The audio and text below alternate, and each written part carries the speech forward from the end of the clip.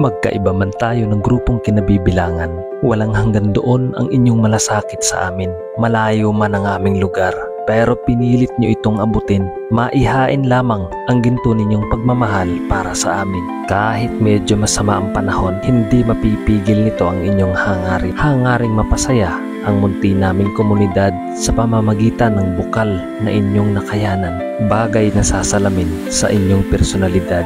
Kayo po ay inspirasyon namin na dapat pamarisan. Sa puntong ito, ang lahat ay nasasabik na masaksihan ang mga susunod na kaganapan. Matapos lang ang ilang sandali, kasabay nyo kami habang umiindak at kinakanta ang himig na may papuri sa ating lumikha. Nakakatawang pagmasdan, napakasarap sa pakiramdam. Ang mga ganitong pangyayari po ay maidaragdag na muli sa sidlan ng aming mga alaala na minsan ay may mga taong gaya nyo ang nagbigay malasakit at pagpapahalaga sa mga kagaya namin. Tunay ngang napakabuti ng Diyos at napakapalad naman ng tao. At higit na mapalad ang mga taong nagbibigay, mga taong kagaya niyo po na may dedikasyon at inisyatibo para damayan ng ibang tao.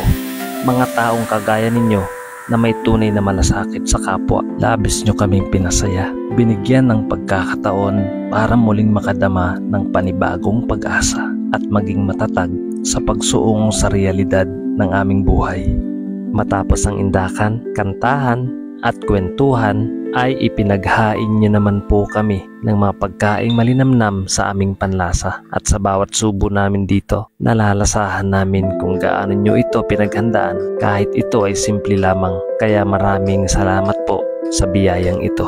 Sa pangunguna po ninyo, Nanay Nisa Cunanan, kasama ang inyong pamilya at Team Heart, hindi po namin ito malilimutan. Tatanda po kaming daladala ang masasayang alaala ng araw na ito. Naway gabayan po kayo palagi ng liwanag para sa inyong misyon, para sa pagpapatuloy ng inyong mga simulain. Maraming salamat.